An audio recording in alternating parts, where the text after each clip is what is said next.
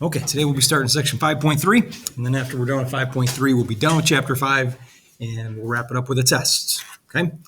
All right, so here's our learning targets we'll be working on today. Organize outcomes in a sample space using tree diagrams. Well, that's going to be actually most of what we're going to be doing today. We're going to save the permutations and combinations for tomorrow, but we'll also look at everyday life applications today as well. Okay. All right. So let's start on page 224. I want you to read that intro and write on through the blue box on page 225. And then we'll talk about this multiplication rule of counting. Okay. Okay. So to summarize this multiplication rule of counting,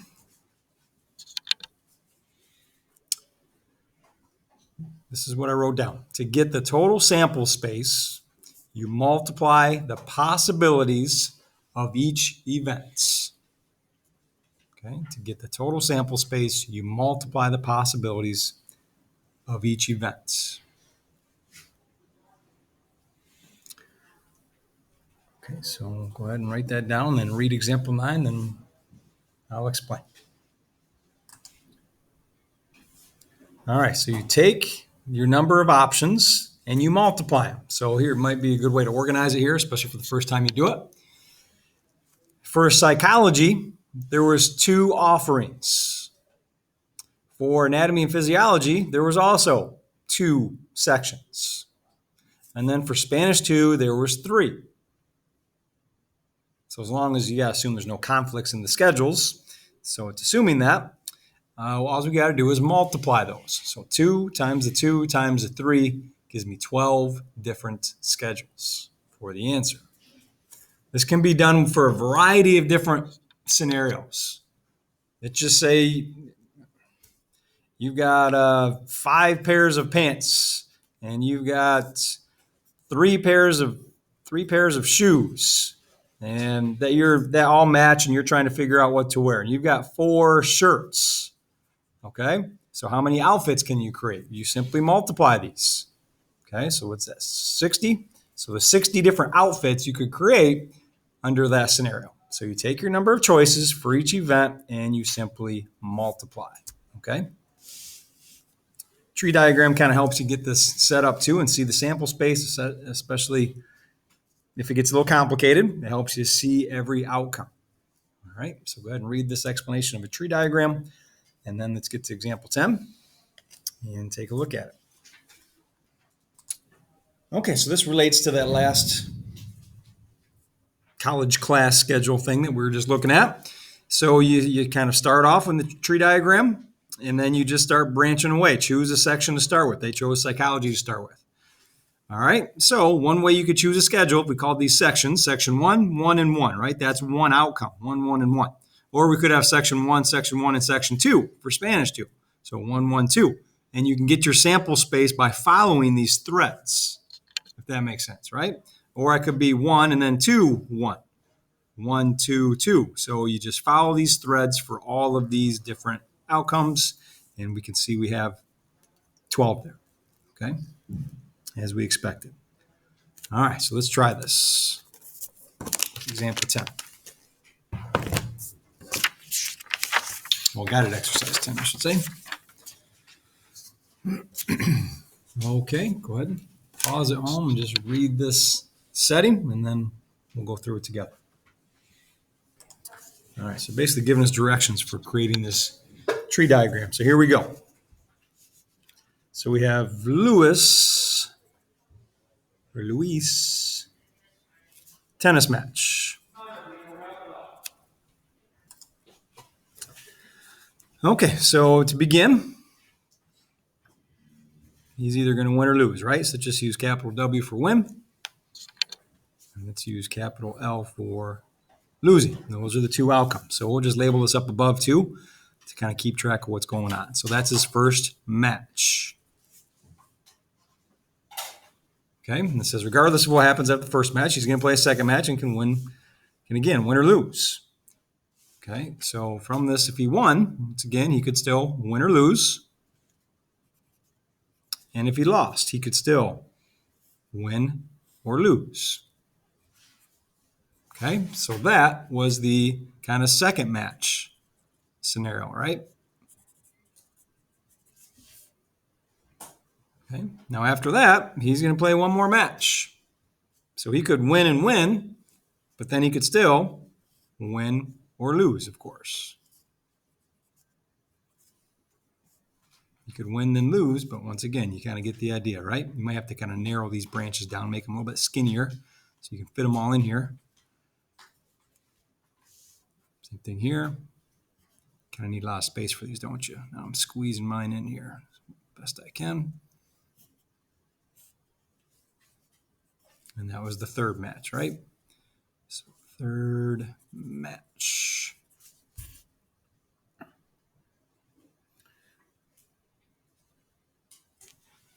Okay. All right, so here's the sample space. And sometimes I'll ask you to complete this list of win-loss sequences. So that's what we're going to do here. I'm going to do it right now. So this would be this branch of win, win, win. Win, win, win. This strand, WWL. Okay, I'm going to pause and let you kind of finish that. And then you can answer part D too. Pause and finish that tree diagram. Okay, so there's our total sample space, basically. All the different combinations that could happen. How many possible win-loss sequences are there for these three matches? There's 8. We can just count how many there are, or we could also use the multiplication counting principle, right? It's a shortcut. So use the multiplication rule to compute the total number of outcomes for these three matches. Well, this is what you do. Just like we did in the previous page. We've got these events, right? So I labeled it as first match, second, and third. What are your total possible outcomes? 2 and 2 and 2. So we multiply those together, 2 to the third power, we get 8.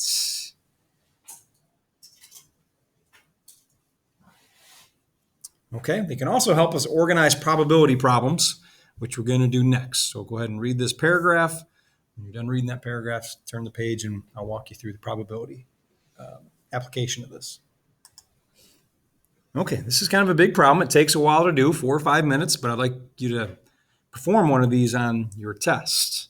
So here we go. It's not that difficult. It just takes time to organize and go through.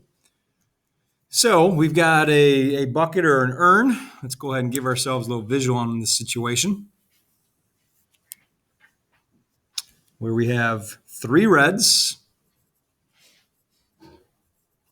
and 2 blues.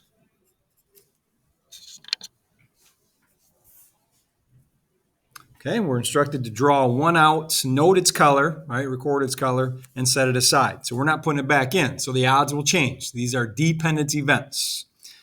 Then you are to draw another ball and note its color. What are the outcomes of the experiment? What's the probability of each outcome? Okay, so we need to just begin with our starting point, right? So I'll just label that as start. Okay, what are our outcomes? Just like when we're winning, that last one, you could either win or lose. Well, when I draw the ball out, either it's going to be red or it's going to be blue. And if you were setting this up and you put blue first, then red, that's fine. Doesn't matter. You have that flexibility. Okay, so this was the first draw. All right, now if they ask you to state the probability, you usually put it right along the branch of our tree. So when we start, the probability of drawing a red was 3 out of 5. So let's put 3/5 right here. Blue was 2 out of 5. Okay. Then remember, we set it down and we draw another one out. Okay. So now let's go through the next draw. So I could get a red or a blue again because they're both still in the bucket. There's enough. And then the same thing down here.